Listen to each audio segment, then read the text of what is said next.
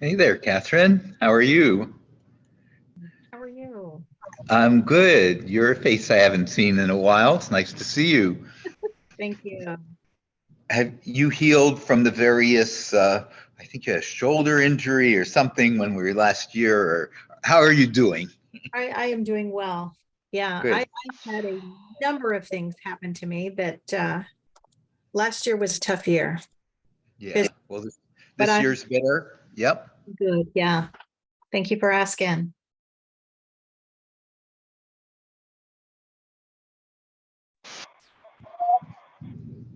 Okay. I don't know why that happened, but there you are again. Right? Technical difficulties. Just 1 second. I'll be back. All right. I, I'm going, but I have a moment. What's on your mind?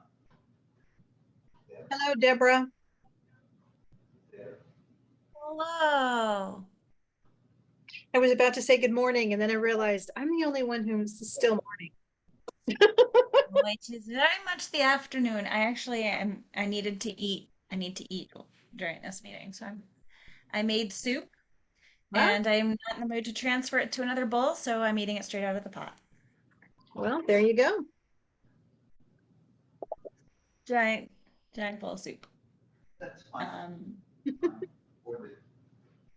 Oh, Alex, I don't know you, but I'm saying hi. That's fine. Hello. How goes it? Yeah. slash meet you, Alex. I've heard awesome things from Adra and things. So hello. Oh, good. The rumors I started are spreading. I appreciate that. All right. Okay. You're so influential. Where are you calling from, Alex? Where are you now? Well, I'm apparently in a, not to the West Coast yet. Javier?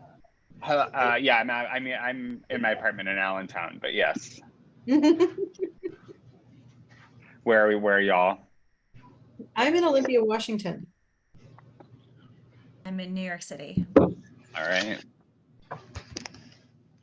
Well, I haven't seen Alex since I bumped into him at the Rabbinical College a few months ago. How are you, Alex?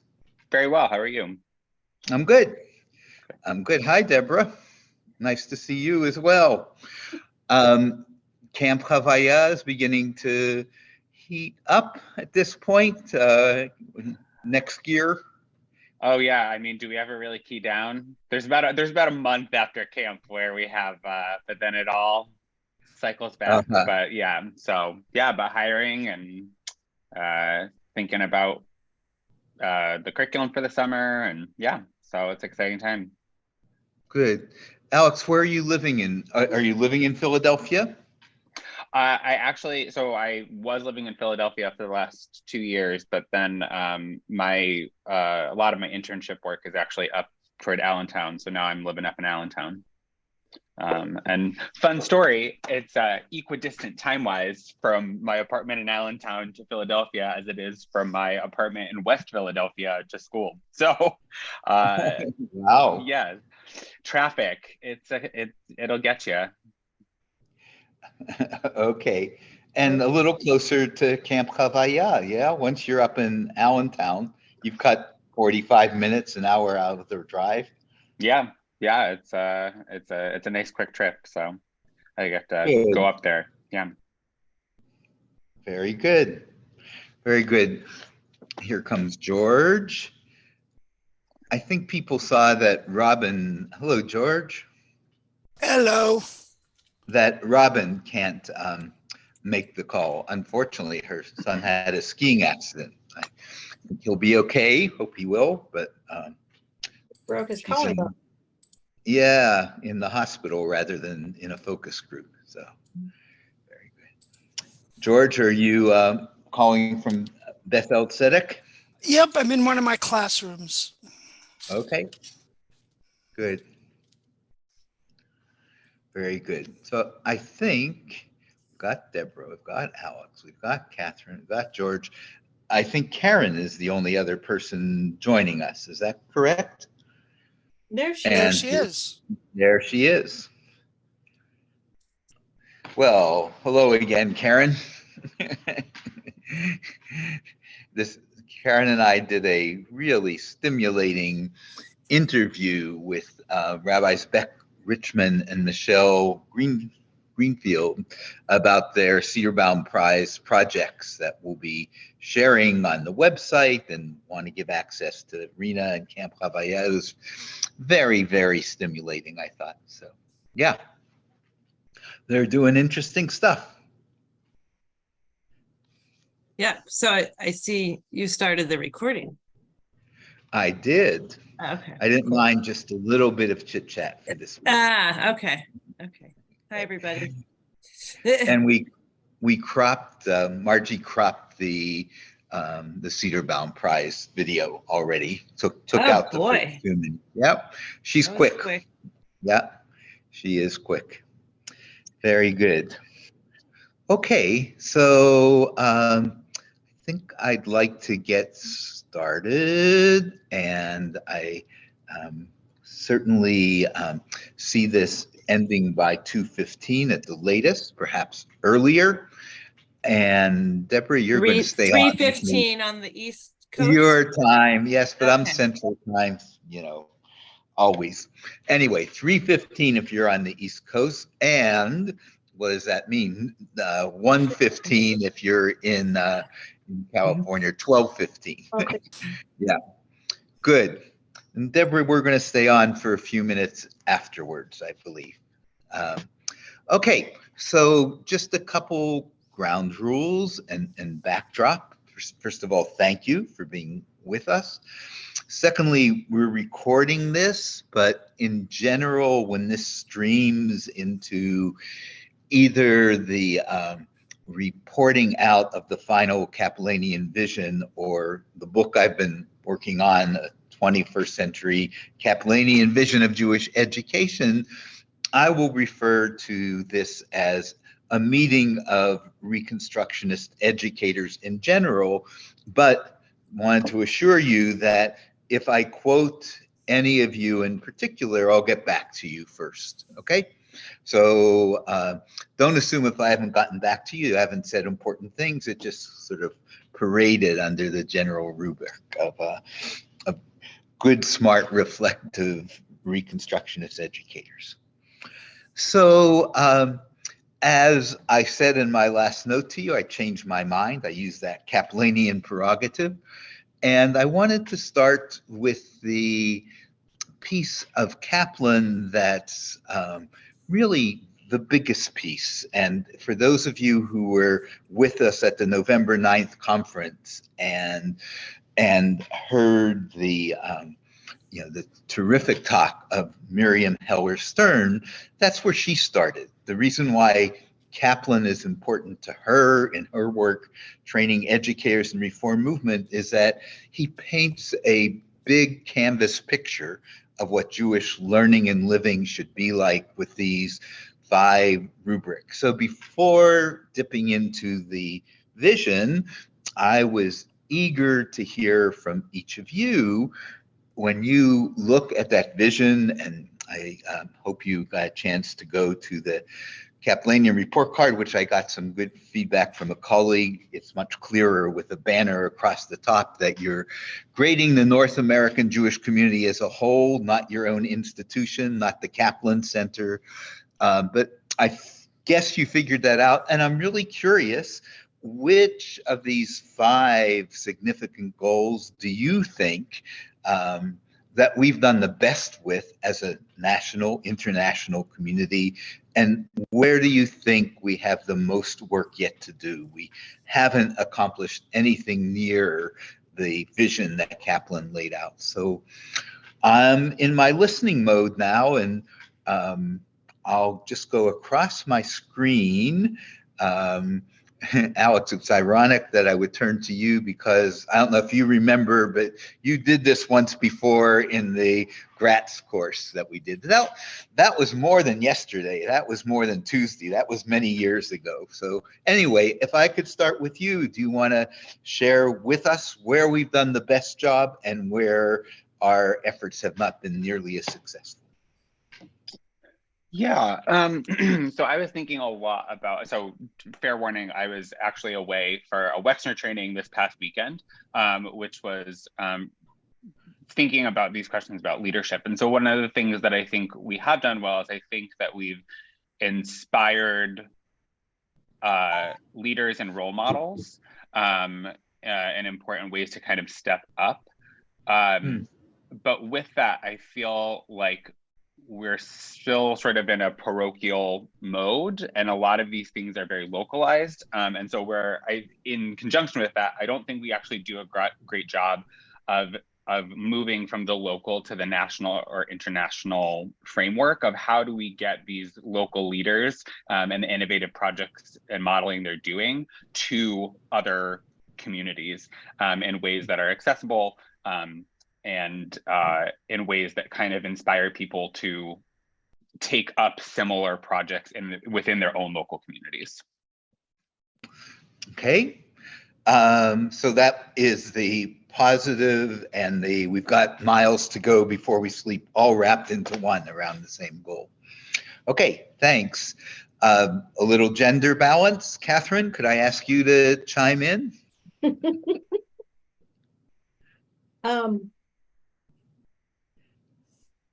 Okay, so I haven't had the same opportunity as Alex to think about all of this, and or at least in preparation for this particular meeting, but I completely agree with what he says.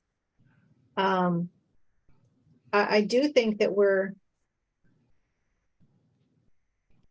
that in specific locations, we have people that were really inspiring, and they're doing really great work, and being able to make that broader and more available is something that is particularly challenging. I also feel like we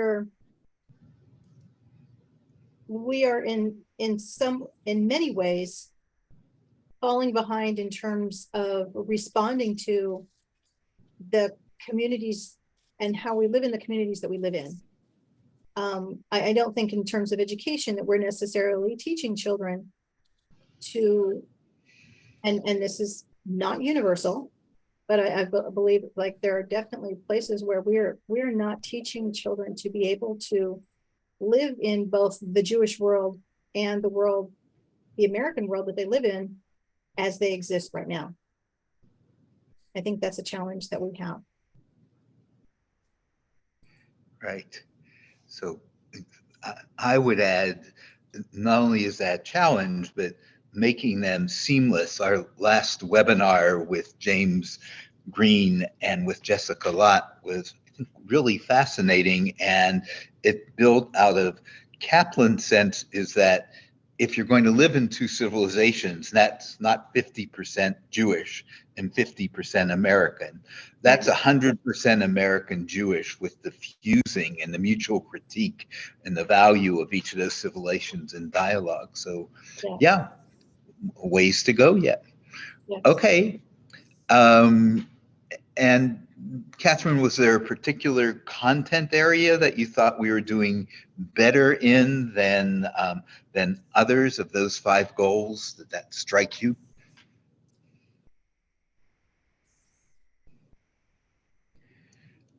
And just not to be mystical here, the goals of Hebrew language, appreciation, of involvement in Jewish life, of Jewish ethics applied to our individual and communal lives, and the one you did remark on, living in two civilizations and role models.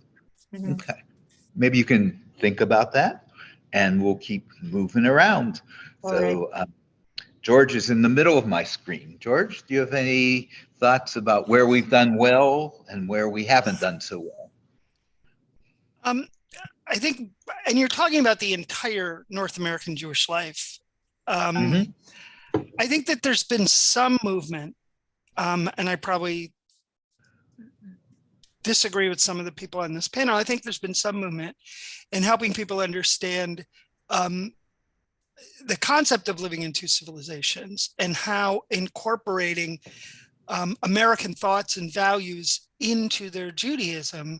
You see this in shuls that are so dedicated to certain issues of justice around the country, where it's not just, oh, I have to speak about justice because I'm a clergy person, but that the entire feel of the community is about justice. And I can think of a number of people who are doing that. And it's difficult at this point in time, I think, because of the rise of anti-Semitism, for Jews to be as loud as they are and yet still doing it. And, you know, I think that that's something I think we need to look at as a positive with all the other things that are standing in the way of that. People who are doing Jewishly in the world all the time. And I think that our particular movement does a great job of helping cultivate that in our congregations, and especially I think in our youth right now. I think across the board, I think Hebrew is the place that we're most struggling. As schools have less contact time, we have to focus on Hebrew in a way that is not as dynamic as we all wish it could be. And I had a meeting this morning about B'nai Mitzvah, and the feeling I got was our goal should be to feel a competence, which is great. I can teach that. That isn't a problem. But that's not what Hebrew is. And, you know, Dennis would always say that, you know, Judaism without Hebrew is like, Judaism without Hebrew is, he said Kaplan said this, but there's absolutely no evidence that Kaplan ever wrote it down anywhere. He might have just said it in passing to Dennis, was Judaism without Hebrew is like reading a travel log. Judaism with Hebrew is like going on vacation. And I think that, you know, that's something I think we need to keep in mind as moving forward, as synagogues and synagogue schools in particular become less important to our families. And that's one of the things that gets cut first, is how much Hebrew time do we have? And I think that's something I think if we were going to critique the North American Jewish landscape, I think that's part of it. And I would argue that's true across many of the movement schools that I've encountered. Everyone should stay tuned for our February 26th webinar about Hebrew and the Hebrew language, with some really fine people who have done great experimentation and also feel the very sense of not good enough yet. Deborah, I see you in not the corner of my eye, but the corner of my screen. So what are you thinking about this? I'm gonna have to pass. Nothing's coming to mind, and I don't feel equipped to speak on behalf of all of American Jewish thought right now. I'm sorry. I'll answer a different question. Okay, very good.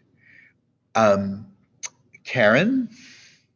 Sure. Okay. No, I don't know if Jeffrey and I were chuckling over the same thing, but Michelle Greenfield in her talk today was talking about tefillah preparation and B'nai Mitzvah prep, and how that whole like demand speaks to some students and is just completely irrelevant to others. And how do we like balance that? Like, that's not, yeah, it was really interesting. So someday in the near future, those of us in RENA will see the product of her work, but she's not quite, because I think we're very eager. So on this question, I found the Kaplanian report card really challenging, but I did do it. And what it made me really think about, because myself growing up in the 70s, and of course, myself growing up in the 70s, I was a kid. So I was thinking, you know, I don't know if my perception was really what was going on, but I feel like we've become so siloed since then. Like, even, I don't know, I would say in the age of technology, I feel like we're disconnected more. I mean, I even, you know, like, how did we do it then? We didn't even have the internet, you know, but I think that time was still a post, like, State of Israel establishment, post 67 war, you know, I felt a lot of Jewish unity. And I don't know, Jeffrey, you were an adult then in a different stage, if you would concur or not. Going to Jewish state school, just even things we did in my own community seems different than now. I feel like now we're like, there's so much more creativity and so much more choice. But yet, if it wasn't for like my work with RENA and the Kaplan Center and the innovation, if I was just like a random educator in Pittsburgh, I would not know about so much stuff, because I don't, and I've tried to share with my colleagues, but everybody's so siloed in their schools and in their work and just like what they're trying to do. And maybe they have their own movement stuff. I don't know how much they're doing outside of just their local stuff, but I feel like it's really unfortunate that that we don't collaborate more. It's, you know, and maybe people are just, there's so many different views now and you can do so many different things, and just the complexity of it all. See more the simpler time of myself growing up. I mean, there was not all the anti-Israel sentiment then, and I think maybe that plays part of it. So, but I do see like the positives. Like I was thinking about like the PJ library, like what amazing thing that is, like that's unified just so much in early, and offered people that outside of congregational life, or Diller Teen Fellows and the camping movements. I think the camping movements are one of our best North American education systems. So I just, I see that, you know, how do you integrate the congregational life into that? Because you still want to have the spiritual congregational side as well, but it's just not enough. Like you can't, to me, if you know, and It's so which I think interesting, is part of the vision, you know, that it should encompass right. more of that idea. Well, I appreciate that. I think you're being broadly Kaplanian. So when people read that whole participation in Jewish life, they usually think that means that kids come to synagogues. But you're saying that there's a whole sweep of collegiality, of professional development, of communities cooperating. That's part of the quality of the participation. And I hadn't thought about it quite that way, but actually my grade lowers rather dramatically when I think about it in terms of those silos, rather than how many kids do we get to come to synagogue at one point in their life cycle, or to services X number of times. Yeah. So thank and you. On that thought, though, I do think what we're seeing today is somewhat symptomatic of the way people were raised in the 70s and 80s, because some of it was really negative. Like my husband says, he was just destroyed. He like, I have so much more like spirituality, and I mean, whatever, everybody's different, but he says his religious school experience just killed him. Like it just, it did not like serve him well, you know? And he has like ingrained things in his brain that I can't seem to get him to like move beyond. And we laughed that it was because of that, you know, like God is all knowing and you'll be punished, and like just like certain things that were there. And I noticed that with certain parents that you meet that grew up at that time, and the choices they're making with their kids sort of based on the way they were brought up. So it's like, that time maybe in my little mind seems like it was so great, but it was, I think we had to come to a point where that sort of one-dimensional, I just think things were more like, you know, hundreds of kids going to conservative religious schools for hours a week. And, you know, where are they now? You know, where are those children? So maybe we are in a better place, but mixed. So you are muted, Jeffrey. I said, I appreciate the optimism and the reminder that it's different if you take a snapshot of any point in time rather than you see the whole unfolding, you know, video of people's lives and how they intersect with those goals. It changes over time for sure. So any other comments before we turn to the vision itself? Okay, so let's do that.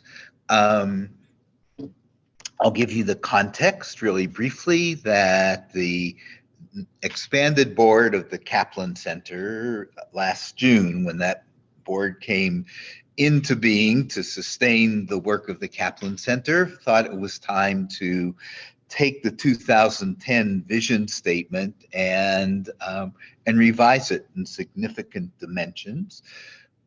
We also decided that a vision statement is only useful if it catalyzes dialogue. It's not useful if it sits in your desk or in a file. And the best way to go about this is through various forms of crowdsourcing that we've done, where we've asked people to respond, we've listened, and we actually won't finish and adapt that vision until this summer, because we're still getting resources, hearing voices. It's important to us, and we think a stronger vision will emerge to guide the Kaplan Center over time. People have expressed a couple things around the vision, and I want to sort of shortcut that part of the discussion because I know it already and it's useful, but you don't need to tell me unless you really need to tell me. I don't need to hear it once again. One is that there's some ambiguity about whether this is a vision statement for Kaplanian approaches to Jewish life writ large or for the work of the Kaplan Center. There's no simple answer to that. It's probably both. And it's also become clear to us that vision statements have many different audiences, from governance to people working in the field. And because of that, they don't speak in the same voice to everyone. But there is one thing that everyone who we've done a focus group with or shared the vision with agrees: it's long. It truly is long. And we're working on that. We're working on that in terms of maybe it isn't one single vision, but there are parts that are pulled apart depending upon the role in Jewish life that you play.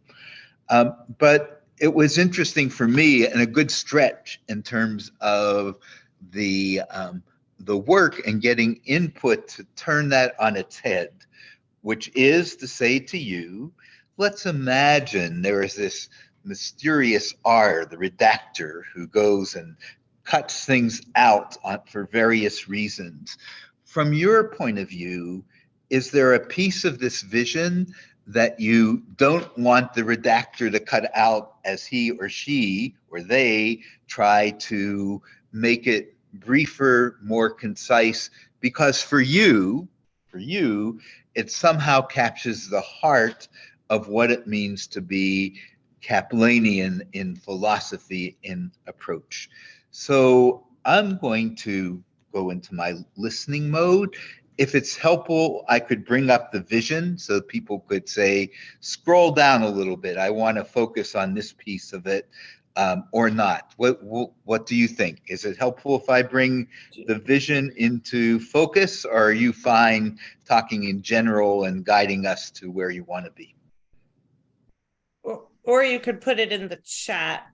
I mean, when I look at it, I don't see too many people looking at it, but maybe people downloaded it. I don't know. I have it on a separate document. Yeah. Deborah printed it. Yeah. So do you want to? It's a good idea. Yeah. So I'm going to bring it up just for a minute, and whether we keep it up or not, we can decide. We can go back to it.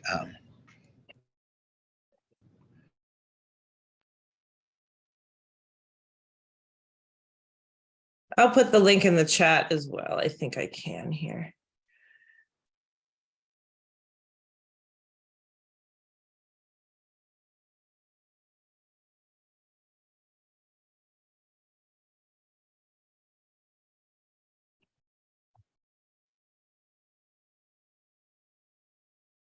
You're muted, Jeffrey.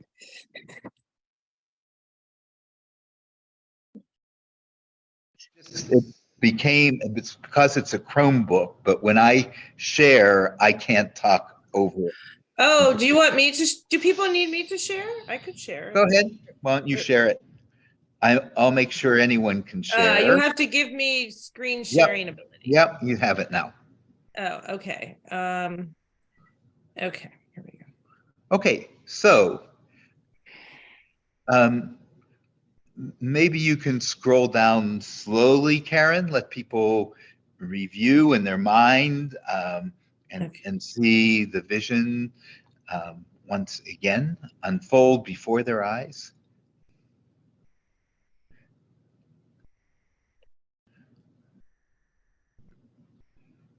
And okay. Am I too slow? No, I don't think you're too slow. Okay. And rethinking Is this again. was this maybe I should know this. I apologize if I don't. Was there a prior vision that's being edited, or is this like from scratch? Or no, it was a pretty significant revision of a 2010 vision when it was so if I were more pedagogically sound, I would have asked each of you to download the vision and blow up into a much bolder and bigger print the part that represents for you the heart that you don't want to see deleted. But that thought came to me later. So I'm going to go back to the question, and maybe each of you could direct Karen to the place in the vision which for you is the heart. You don't want to see it lost when if we do, and we likely will, trim this vision back.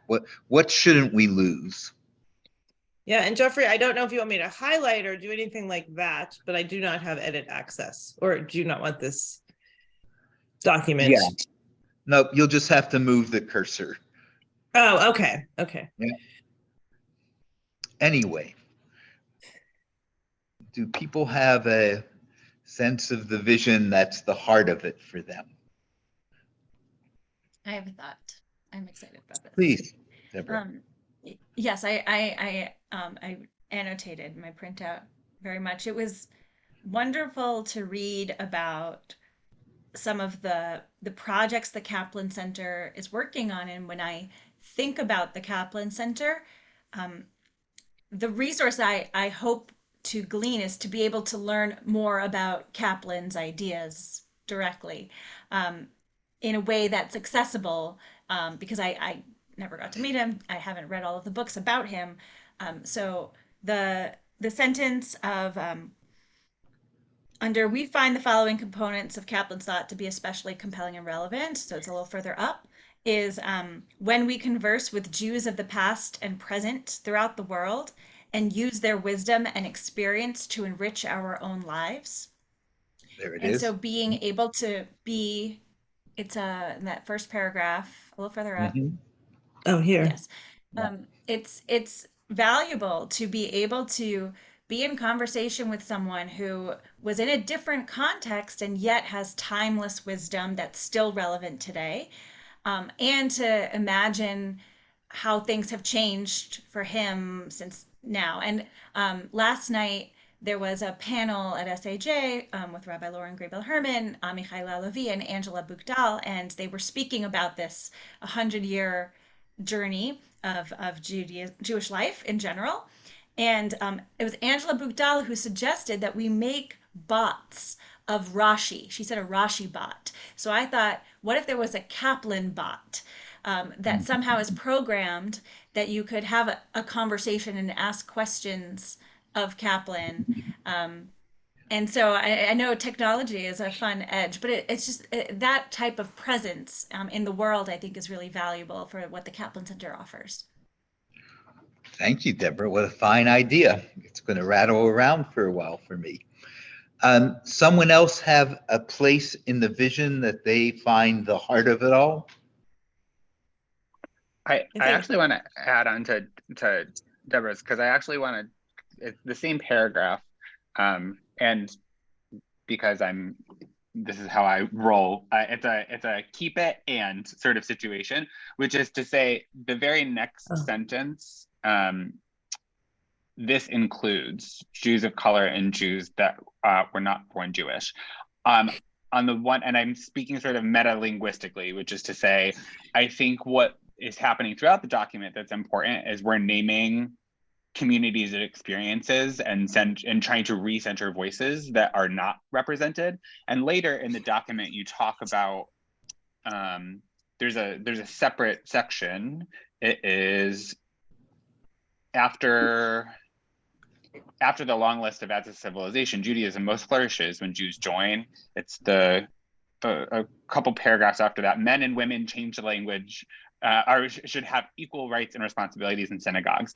And so one thing that I liked that this document is starting to do is name those voices, and it isn't yet naming it in a way that's actually speaking to the communities it's trying to reach.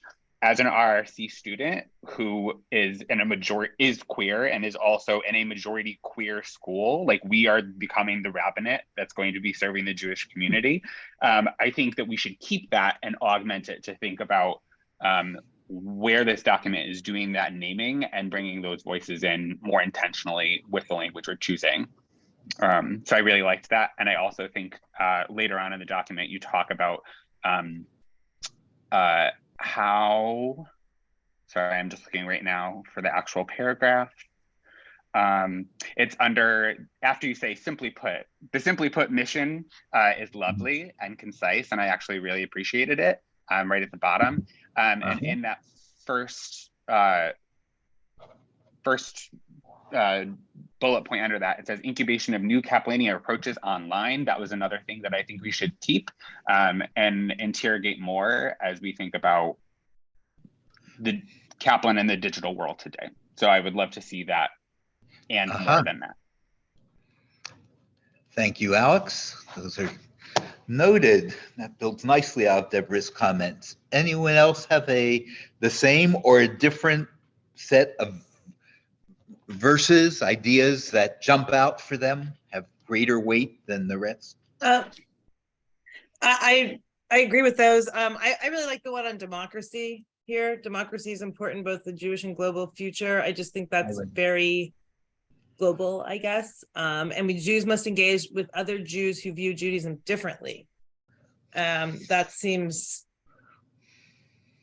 very strong. And it's something to aspire to, because I think it's a challenge in some circles. Yeah. So. If I were to put together Alex's comments and Karen's, it would put you in the flow of a paper that I'm writing, a position paper that's built out of our first two webinars of the year that argue that living in two civilizations is a pretty prosaic, even antiquated notion.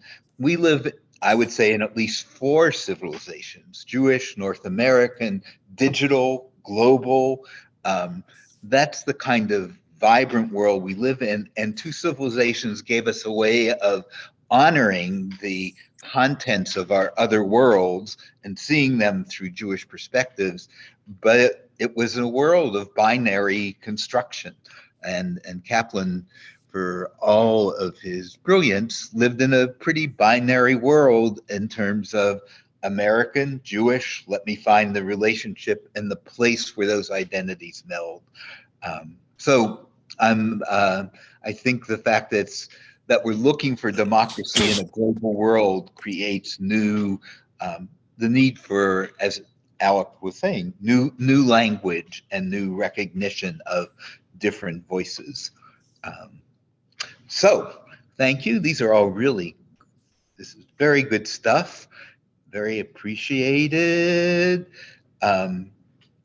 George or Catherine, do you have a favorite section here that you want to make sure I don't get drunk one night at Purim and start and delete it, and then you don't have your connection to the vision?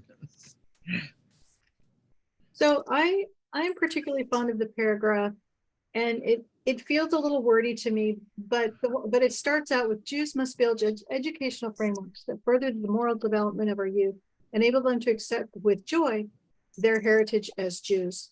And that ends with general community as will make for a better world. all of those things. And the gist of it is, and I had to read it several times in order to be able to figure out exactly what it was saying. But yes, that one. Uh-huh.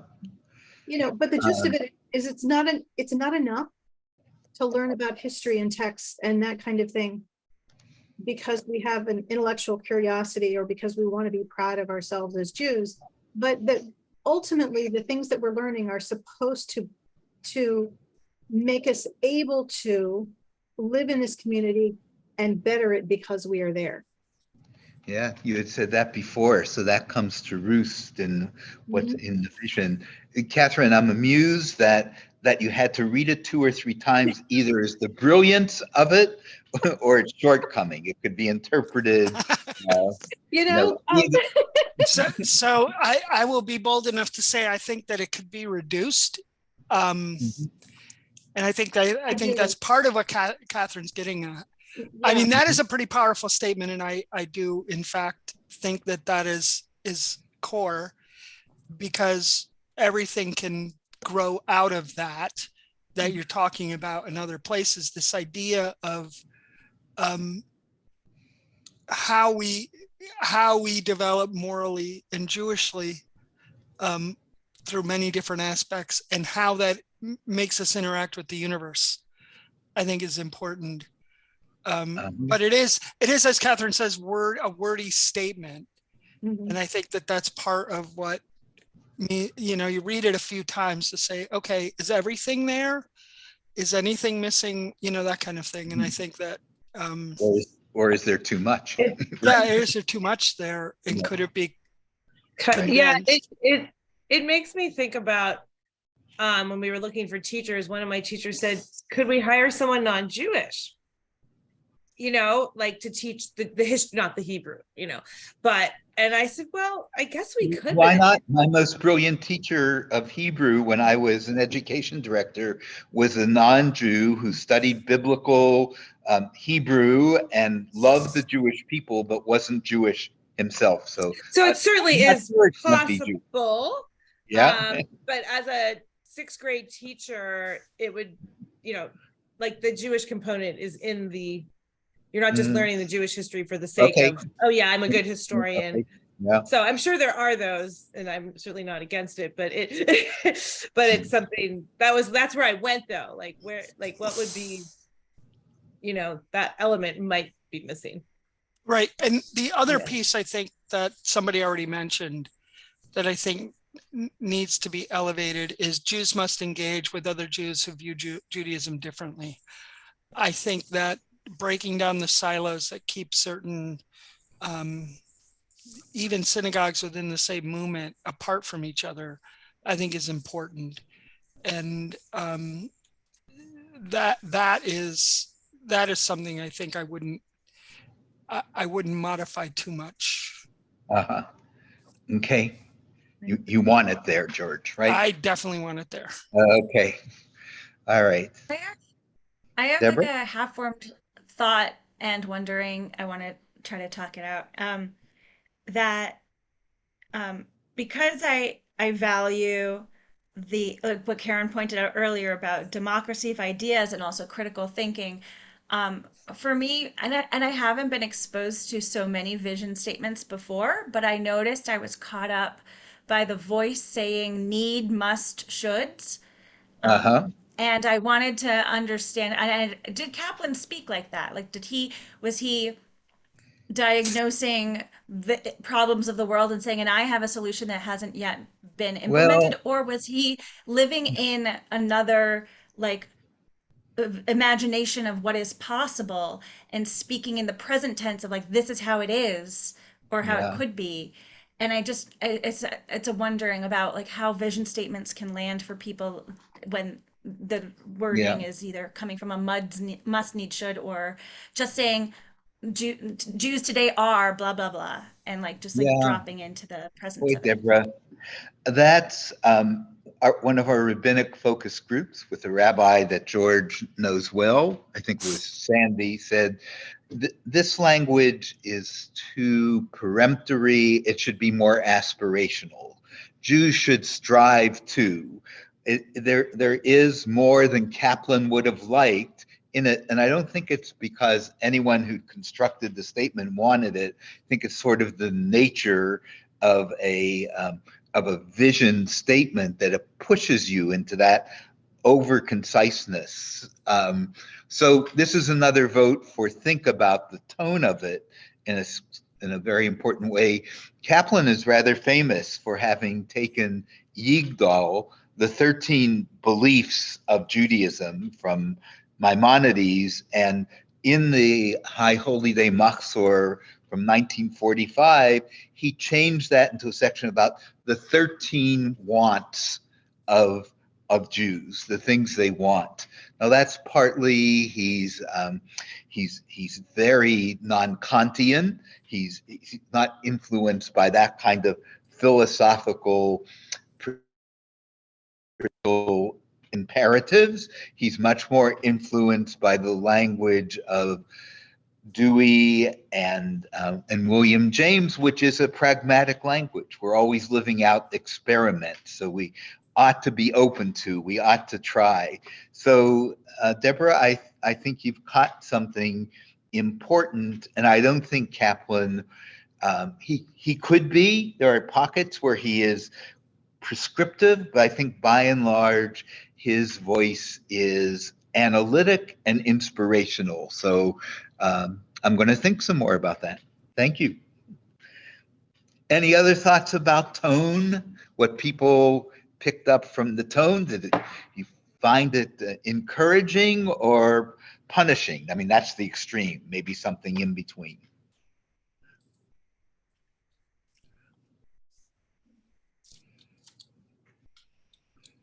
I'm going to say this. I understand the organization that we're talking about, right? It is the Kaplan Center after all. But I do think that there's a way to like have kavod for Kaplan and the ideas and say that what we're doing is engaging honestly. And so there's this sense of like, how do we extend in a way that we're engaging, not just saying Kaplan got it all right, because I don't think even Kaplan would say that. No. Right? That would go against what Kaplan actually believes. So there is a sense of, there's nothing wrong with putting his ideas in a high place because they're speaking to the future in important ways. And how do we bring that tension with, we know Kaplan didn't talk about everything, and we really do need to dig deep in some cases to pull out more. So that's sort of a tone thing, because it did strike me a little bit like Kaplan really got it, didn't he? And I think we all agree that Kaplan really got it, you know? Yeah. Alex, maybe you want to become our first RRC student to join the Mefarshei Chazon Kaplan, 21st century rabbinic interpreters of Kaplan's thought. It's actually a group that has special webinars, and in cultivating that group, I've tried to be very careful to say it's not just Kaplan, it's B'nai Kaplan. It's people who feel influenced by Kaplan, who have their own voices and perspectives. So that's another piece of this.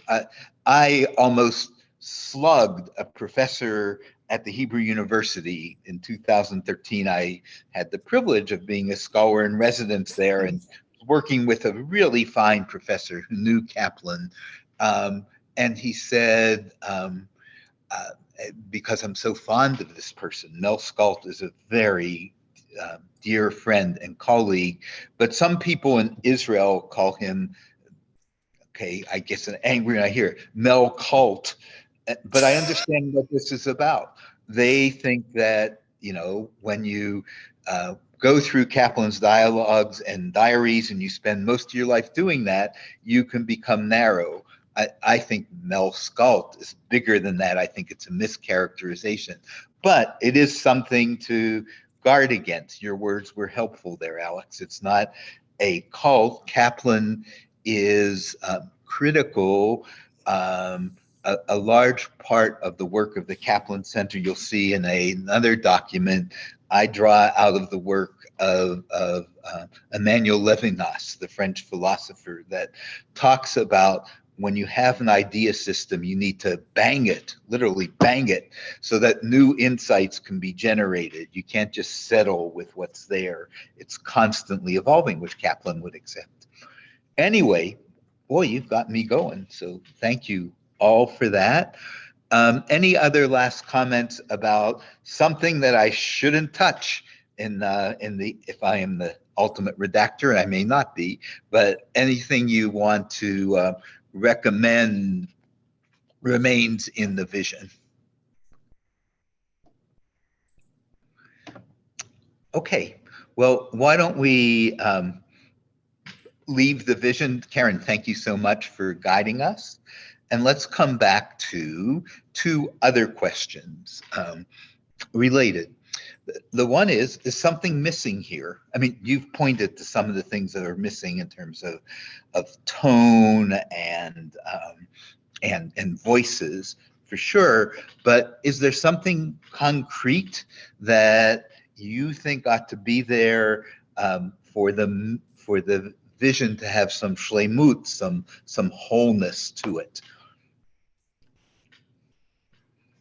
Anything strike you as missing?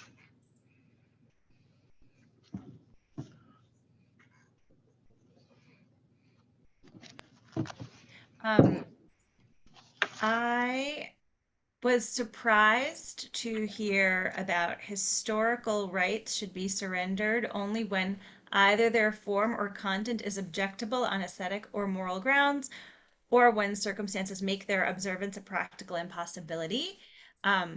I was surprised to see that is a part of the philosophy when I've been teaching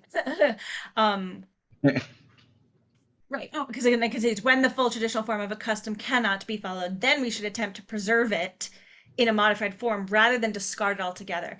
So I understand not wanting to discard it, but I've also been teaching with kids that it is valuable anytime, whether or not it's a totally problematic ritual, to look at what were the ancestors doing in their context, what was the psychology behind what they did, and how do we replicate that in our own version today, and innovating new ritual.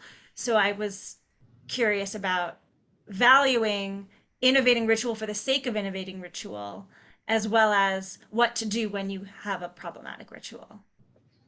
Great question.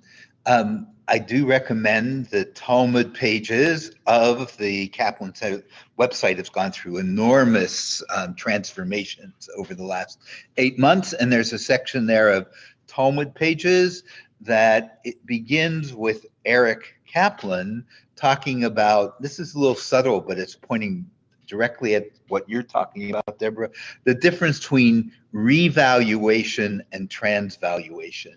One is reading into the past, what you'd like it to be, and the other is making enough of a differentiation. So this is what it meant to them. I'm going to pull out of that, in some sense, a revaluated sense of what it means to have a connection to the people and land of Israel, or feel that the Hebrew language means something very important. So Eric, in this article, is very clear. Clear, it's a difficult concept, but he talks about the difference of when you can, Kaplan liked to revalue. Transvalue was a problem because he thought what you did is you dragged the past into the present without recognizing that the people in the past wouldn't even recognize that. It wouldn't be their idea. So he recommends instead that you revalue, and he has a description of that. And Catherine Madsen, who's one of the commentators, has, and you can find it there, it's on the pages, has an argument. She thinks she can save the notion of chosenness, and she thinks it was rather parochial of Kaplan, both Kaplans with a K and a C, to think we had to lose that based on her study of anthropology. Anyway, it's there are finding new meaning in old rituals is what I loved about Kaplan and Reconstructionism. And I think it's really all over the place in his thought and liturgy.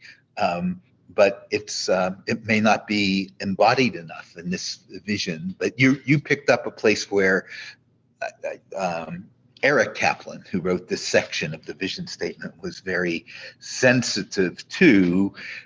You can't always do it. Even if 90% of the time you can find new meaning in an old tradition, there are some times when you can't, and that's usually when it violates your ethical or democratic principles, which is why Kaplan kisses chosenness goodbye. So yeah, thank you for spotting that.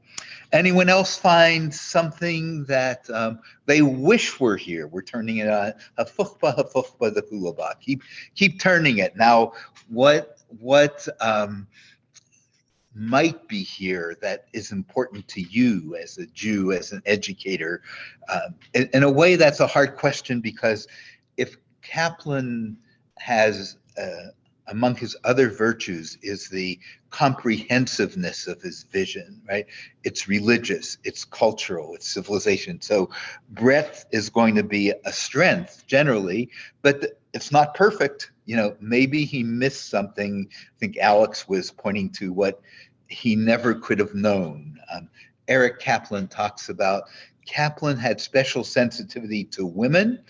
And to Deborah, this will have a Manhattan context to you, and to economic hierarchies. He was really very afraid that if you were a poor or lower middle class Jew, you lost status in the Jewish world. So he had special sensitivities. He had no sensitivities about gay or lesbian issues. They just, you know, he said some things that are really offensive, actually, if you go deeply into his diaries. But anyway, so he had, you know, it was, yeah. Alex? Can I ask an actual clarifying question? Because one of the things that I think is important to keep in and feels like it's missing maybe some grounding is the last paragraph about moral development of youth. And so one of the things that where I think it's going is we taught the last part says it's not enough to convey the information for the sake of satisfying intellectual curiosity, blah blah blah blah blah. And it says all these things that are sort of incidental to the project of Jewish education. And then the last sentence says, but the primary purpose is always to qualify people to participate. And that felt at odds, because where I thought it was going was, it's not what they're doing, it's that they're doing it, or it's not how they do it, it's that they're engaged or interested in the engagement. So can you just clarify, maybe qualify means something different here? And I just would love to know, because that feels like a missing to me. I'm not sure, Alex. I want to think more about it. I think it points to the same issue of, if one of the 5 broad goals is to participate in Jewish life, well, what's the quality of that participation? And I'm Eric Kaplan and I both were, in earlier days of our teaching and our research, both were tried to be scholars of moral development. It was really important to us. So the work of Lawrence Kohlberg and other moral educational ethicists is really, really important. And I happen to think, I used to be able to say this as trumps, but I can't in this age for obvious reason, but I used to say that Kaplan loves civilizational richness. But if you come into a tension point between cultural embrace and ethical behavior needs to win every time. That comes across mostly in his 1948 book, The Future of the American Jew, and his notion of character education. So Eric and I sort of snuck this in there because we're both educators, but what you're pointing to me is important, that it's not, there's a lack of clarity there, or there's something more. Like all of these, each of the sections, this vision could be its own Talmud page on the Kaplan Center webpage, because there's so much more to discuss. And you guys have convinced me that that's the case. So I may turn to you for some help with that. I think I want to turn to my last question here, which is where I really join you with full embrace as someone who, though I'm a rabbi and I like those other sides of my life, my heart and soul is bound with the work of Jewish education. I was born a Jewish educator. I became one. So I am curious about whether this provides language and framework that helps you do already what you've already done. Let me put it another way. Contrary to what people might think, I don't wake up every morning and say, oh, how can I be Kaplanian today? You know, first of all, I hope I'm bigger than Kaplan, and I love Kaplan, but I don't think that's the way good theories work. I think the best of theories give some language to what we're already doing. It makes explicit what's implicit in our work. So I'm wondering, now that I'm talking to educators, whether this vision, with whatever parts you weigh most heavily, however you tweak, whatever you keep, whether it's a good working framework for you as an educator. Does it help explain why you do what you do, because it's part of the richness of the Kaplanian frame? That's what I want to know. Does it help explain the way you function as a Jewish educator? And I'm listening again.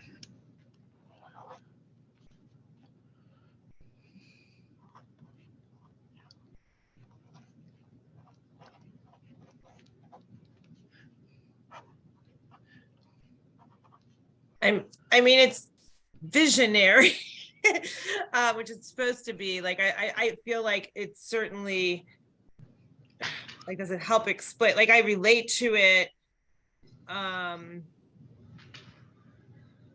You know, I think maybe and it's good for us to be visionary as Jewish educators. Like, sometimes we get bogged down with less visionary tasks and you know, or maybe they're visionary, but not quite this, quite this level of visionary.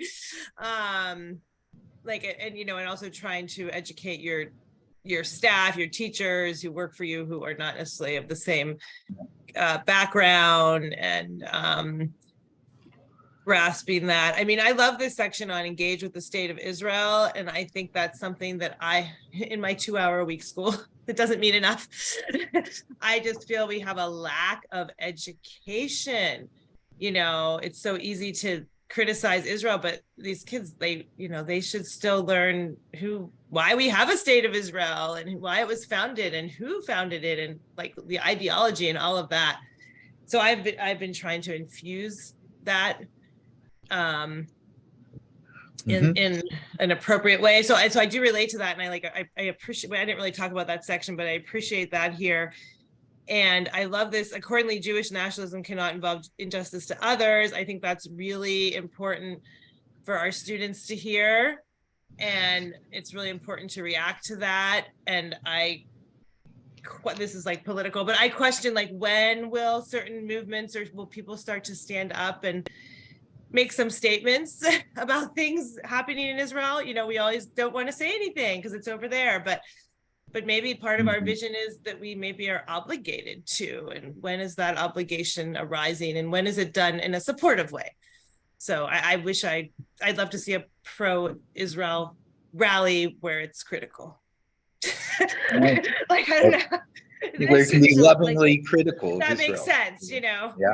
Right, like Karen is modeling that the vision statement has inspired a reaction of clarity, like Socratically saying, like, oh, actually, I'm really passionate about this. So I think as vision statements go, there are strongly worded, punchy statements that take a stance on different issues and different topics in Jewish life, and I reacted to some of them, whether it said it needs or should, and I said, well, we're doing it, and I got like defensive, or or saying, actually, that's not a priority for me, cross that out. I would not include that in my statement. So it's Socratically clarifying, and I think that's Uh-huh. very useful for a vision statement to be. Thanks, Deborah. That's really very helpful. Um, I, Can I, I respond I, to Karen for a minute? sure. I think that the Reconstructionist movement is actually in a place where they can make that balance between, you know, Israel as I'm sorry. I put my thing up because I was coughing.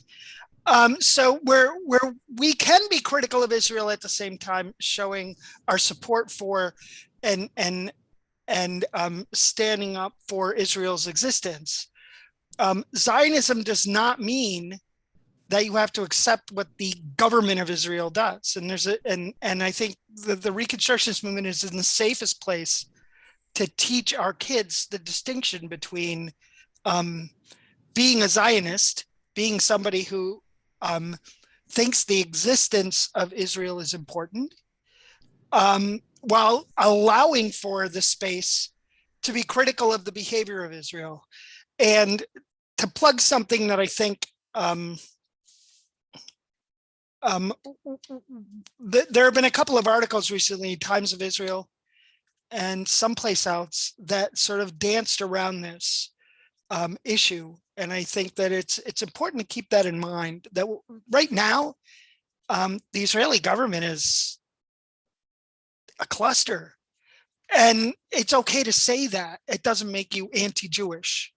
And it's also okay to say that I love the concept of Israel and I wish it were a different place.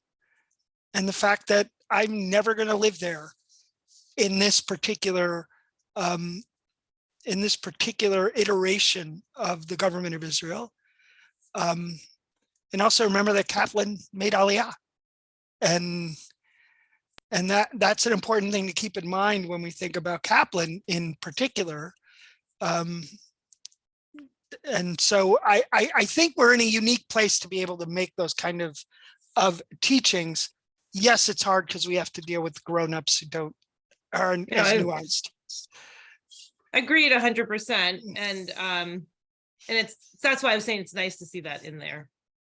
You know, as I want to live in two worlds for a second, and bring that out, which is to say, going back to your question, the Israel conversation is fascinating. And I just want to point out one thing, which is to your question about, is this a vision statement that is usable for teachers? I'm the education director at a Reform synagogue. I am in a pulpit at a Reconstructionist synagogue. I'm at the Reconstructionist Rabbinical College. What I will say is something that I would keep in, and that I think this is useful for that and not useful for that, is at the very end, you say, this is a trans-denominational organization. The first half of this feels like we are rehashing what it means to be a Reconstructionist. The second half is speaking to a vision that I could use in a Reform context, right? The non-supernatural is not going to be a helpful conversation necessarily in all Reform or conservative, or right. And if we're going back to an original foundational sense of Kaplan, which is to say, Reconstructionism is a lens by which we can view religious practice, not in and of itself a movement, which Kaplan originally was not intending to do. I think the first half is doing that vision within Reconstructing Judaism. I think the second half is actually getting, the very much shorter one is actually getting at what is the use of this organization and what it has to offer to the broader Jewish community. That's how I'm feeling about it. You're muted. You're muted. That's a great perspective. You. Yeah, you're muted. Yeah, that's we shouldn't mute one another, right? In the technological age, we do it all the time, or we do it to ourselves. Again, I run the risk of being continuous advertisement for things to come, but I would be, this Israel discussion is very rich, and in April, Rabbi Michael Cohen, who's a leading thinker about Israel and environmental issues, is chairing a panel of which Dennis is a part, rereading Kaplan's New Zionism, which was new in 1964 when he wrote it, but is rich and deep. And that's the adventure of Kaplan, I think, is you just never know what's there. And his sense of the relationship in Judaism and Zionism is provocative and edgy. And I think that would, will be terrific. I want to share a quick story that has something to do with my own history as a Jewish educator. In the late 1950s, 1958, there was an amazing study done by Dushkin and Engel of American Jewish education, and it coined the phrase that, the way I want to characterize this is like the Mississippi River. It really wasn't the Mississippi. I live on the Mississippi. It's the Platte River in Nebraska. It's a mile wide and an inch deep. And coming out of that sense of people don't know enough, my dear friend and teacher and colleague, Saul Wax, spearheaded a movement in the conservative Judaism called the Menorah curriculum. Some of you may have encountered it, where you choose one branch, Jewish prayer, Jewish text. Very wise in many ways, but it helped me discover what the mission statement actually helps me recoup, which is, yes, we can run the risk of superficiality. Yes, we sometimes have to privilege depth over breadth, but on the whole, our understanding of Judaism is rich and diverse and broad, and that's why I'm a Kaplanian, and that's why I think the vision challenges me. If there's something I'm not paying attention to, like Karen talking about Israel, find a way to do that. It might be a family program. It might be a camp.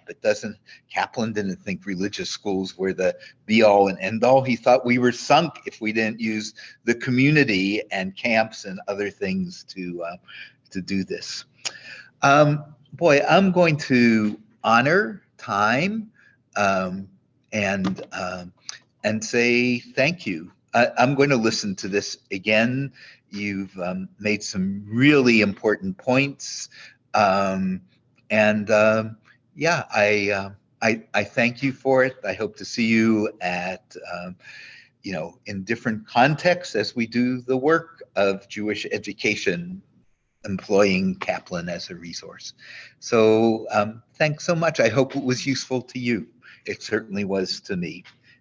And Karen and I will talk about it at our next meeting a bit, I'm sure. Thanks. Deborah, can you hang on for just a minute? Thank you. Thanks, Ruby. Yeah. Nice to see you all. Thank you. Thanks for Yes, having me.